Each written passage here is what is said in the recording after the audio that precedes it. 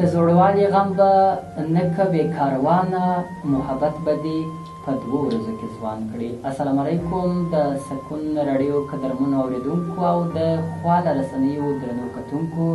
ستړي مه شئ، شعرانه بانډار خپرونې ته مو هرکلی. قدرمنو اورېدونکو او لیدونکو، دې خپرونه کې موږ بېلابېل شاعران، لیکوالان او ادبپال ردول کوو. د هغوی پر ژوند، ادبي هڅو او لاسته راوړنو ورسره غږېږو. د نن خپرونه کې له کندهار ولایت څخه ښاغلی ګل احمد امید صاحب میلمه دی، کوم چې د ښه غږ تر څنګ ښکلې شاعري کوي. د ښاغلي ګل احمد امید پر ژوند، ادبي هڅو او لاسته راوړنو به ورسره څو شېبې وغږېږو. له هر څه وړاندې ښاغلی امید صاحب تاسو ته هرکلی وایو. مننه، سلامت اوسئ. زه هم په خپل وار سره تاسو او ستاسو تخنیکي انجینر او د سکون راډیو ټول کاري ګروپ ته سلام او مینه وړاندې کوم په دې چې تاسو به ښه یاست. ډېره زیات مننه. کور مودان ښاغلی امید صاحب چې زموږ دې خپرونې ته مو ځان حاضر کړ. ښاغلی امید، د خپرونې د پیل پوښتنه ته به ستا نه سو، البته ستاسې د ژوند په اړه، د زده کړو په اړه، د شعر او ترنم په اړه به غواړو چې پوه سو موږ او درنه اورېدونکي چې ښاغلی ګل احمد امید څوک دی، چیرې زېږېدلی دی او ولې د شعر او شاعري او د ترنم دې پراخ ډګر ته راستون شوی دی. مننه، سلامت اوسئ. کندهار ولایت پنجوایي ولسوالۍ اوسېدونکی یم. زده کړې مې د کندهار پوهنتون د ښوونې او روزنې پوهنځي د تاریخ د څانګې څخه په 1400 کال کې فارغ یم. او شعر و شاعري عموما زما په نظر د هیواد یا خدای نکرده له کورنۍ د ځینو ناخوالو څخه منځته سړی راولي او بیا و دې ته مجبوره کېږي چې حتما زه یو څه باید ووایم. نو د هیواد د مولا جلهو نورم د ناخوالو څخه وساتي، نو د ناخوالو پر برلاسۍ باندې مې شعر و شاعري ته مخه کړې ده چې همدا د ملګرو او د دوستانو په غوښتنه باندې مې شعر و شاعري سره اوس هم اشنا یم. ښه، ډېر ښه. ښاغلی امید، که دا وپوښتو چې لومړنۍ مو د شعر ډګر ته مخه کړې ده که د ترنم ډګر ته؟ لومړی مې د شعر ډګر ته مخه کړې ده. شعر برخې ته مخه؟ بله، همداسې. ښه ښه ښه ښه. د لامل په اړه که وپوښتو ښاغلی، که څه تاسې مخکې وغږېدلاست چې کورنۍ لاملونه کیدای شي وي، ترنم د لامل په اړه که وغږېږو، ترنم څه لامل و چې ښاغلی امید راغی د ترنم دې برخې ته؟ سلامت اوسئ. کله چې شعر د یو انځورګرۍ شکل لري ټولنې ته چې وړاندې کېږي، ځکه شاعر یو چاته نه وایي چې ته دا کار وکړه، دا کار مه کوه. د شعر په ژبه هغه ټولنې ته هغه څه وړاندې کوي چې په ټولنه کې هغه منفي ټکي وي. نو زما هدف هم دا و چې باید زما د وطن ناخوالې زما د شعر په ژبه او خلک ورباندې وپوهېږي، خو بالخصوص ځان دې ته مجبوره کړم د ملګرو مینه وه، کور یې ودان. هغه ول امید صاحب، تاسو اواز لرئ، تاسو باید دا خپل شعر په خپل خواږه ترنم کې شریک کړئ. خوند به یې سوچند. آفرین، ښه خبره ده. بیا مې همداسې وکړله. لومړی ترنم یې وکړئ د ملګرو په غوښتنه په پاکستان هیواد کې د PTV بالان په خپرونه کې. نو بیا هغه هم کور یې ودان تشویق یې راکړم چې دا ته باید دا لار تعقیب کړې. نو دغه لامل و چې بس خپل شعر مې خپله ټولنې ته په خپل اواز کې وړاندې کړم. ډېره مننه. د خپرونې دې شېبو کې به له تا یو ترنم واورو ښاغلی امید صاحب چې زموږ او درنو لیدونکو اورېدونکو سره څه ډول ترنم شریکوي تر څو موږ او درانه لیدونکي خوند ورڅخه واخلو. مننه، سلامت اوسئ. زه به فقط یو 2 بیته در سره شریکم په دې هیله چې پر تاسو او پر اورېدونکو باندې ونغمېږي.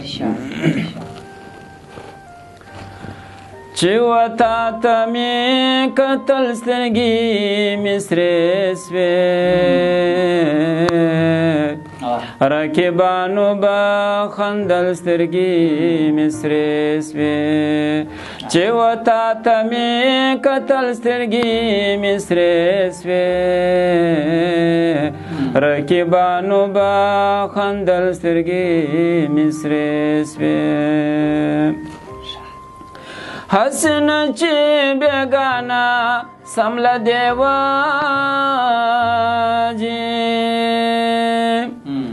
حسینه چې بېګانه سم له دیوانجي یار مې لا په پورته کړل سترګې مې سرې سوې رقیبانو به خندل سترګې مې سرې سوې چې وتا ته مې کتل سترګې مې سرې سوې رقیبانو به خندل سترګې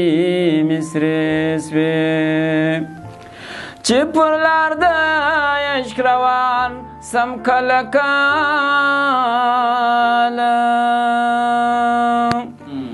چې پر لار د عشق روان سم کله کله زه امید لرم د ګل سترګې مې سرې سوې رقیبانو به خندل سترګې مې سرې سوې چې وتا ته مې کتل سترګې مې سرې سوې رقیبانو به خندل سترګې مې سرې سوې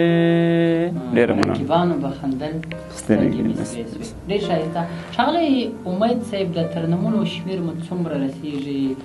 په دې اړه که مو پوه کړئ چې ترنمونه مو څومره درسره کړي دي او د کلونو په اړه به یې که وپوښتو د څو کالو جریان کې مننه سلامت اوسه خو بس دا ستاسو مینه ده تاسو غوندې ملګري تاسو غوندې بااستعداده ځوانان چې موږ په څنګ کې لرو هغه موږ به دغه ته اړباسي چې تاسو یو څه راته ووایاست نو تاسو باور وکړئ په کندهار ولایت کې همدا هلمند ولایت کې ستاسو د رسنۍ مې ډېر په زړه کې و دا ارمان چې ما ولر حتما به راځم په سکون راډیو کې به د یو داسې ځوانانو سره وینم چې هغه ما نه دي لیدلي نو په کندهار ولایت کې په ځینو رسنیو کې مې او دغسې په لویو مشاعرو کې مې ګډون کړی دي ترنمونه مې تقریبا خپل په څنګ کې چې راسره وي تقریبا در 18 څخه در 15 پورې مې ترنمونه کړي دي او دغسې شعر لیکنه مې نو تقریبا نه اتیا دي که اوس به انشاءالله الرحمن سلو ته رسېږي سل غزلونه مې بس جوړ کړي دي ښاغلی امید که یو کس غواړي د ترنم برخې ته راسي د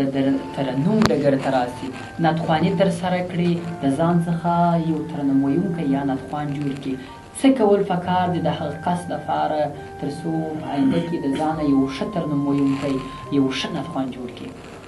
ډېره مننه پر ځای پوښتنه مو ده په واقعیت سره شعر یو ډېر سپېڅلی کلام دی د هغه چا لپاره دا ډېر مهم نکات دي چې د ترنم و ډګر ته رادانګي لومړی به خپل آواز پر حنجره کار کوي چې کله یې آواز و ترنم ته جوړ سو د هغه تر څنګ به د شعر انتخاب مهم خبره په شعر کې د باید په شعر کې هغه ناخوالې دی په خپل ترنم کې ووایي چې هغه خدای نه کرده یا ځینې خلک دي یا د هیواد یا د کورنۍ یا د دی د هغه په اړه منفي نکات خپروي نو زه هم کله چې د شعر په لفظ کې ورته وویل سي د هغه چا سر خلاصېږي چې په هغه کې منفي ټکي وي مهم طرز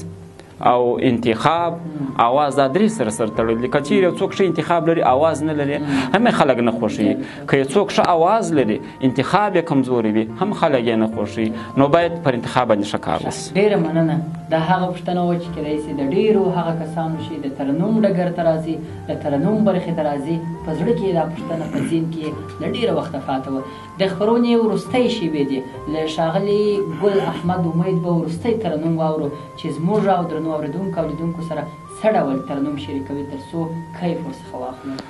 سلامت اوسه نوی غزل مې په همدغه نوې مشاعره کې هلمند سیند مشاعرې ته څو ملګري راسره وه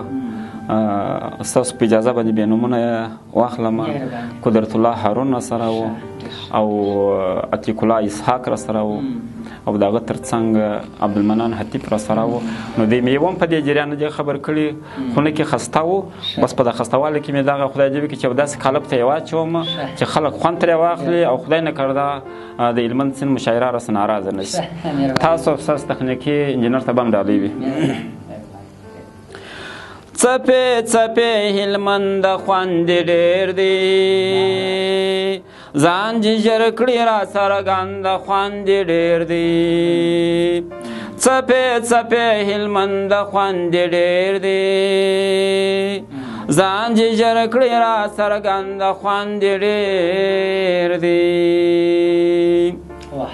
زموږ د کښت او کروندو مینه یې ګوره زموږ د کښت او کروندو مینه یې ګوره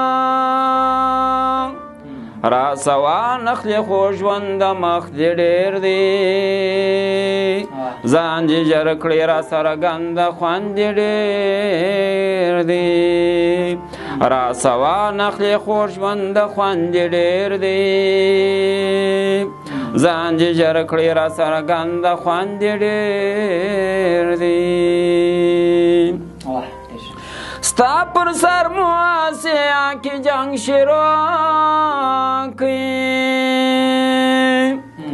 ستا پر سر مو آسیا کې جنگ شروع کړي ایران غواړي لرجې سنډه خوند ډېر دی ځان دې ژر کړې را څرګند خوند ډېر دی څپې څپې هلمند خوند ډېر دی ځان دې ژر کړې را څرګند خوند ډېر دی ځان دې ژر کړې را څرګند خوند ډېر دی ډېره مننه څپې څپې هلمند خوند ډېر دی ځان دې ژر کړې را څرګنده خوند ډېر دی ډېر ښایسته کور دې ودان ښاغلی امید صاحب چې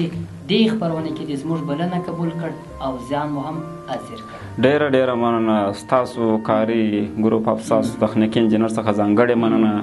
چې موږ زموږ په خدمت کې د ځان حاضر کړی دی یوه دانه لنډۍ ستاسو تخنیکي انجینر ته ډالۍ کوم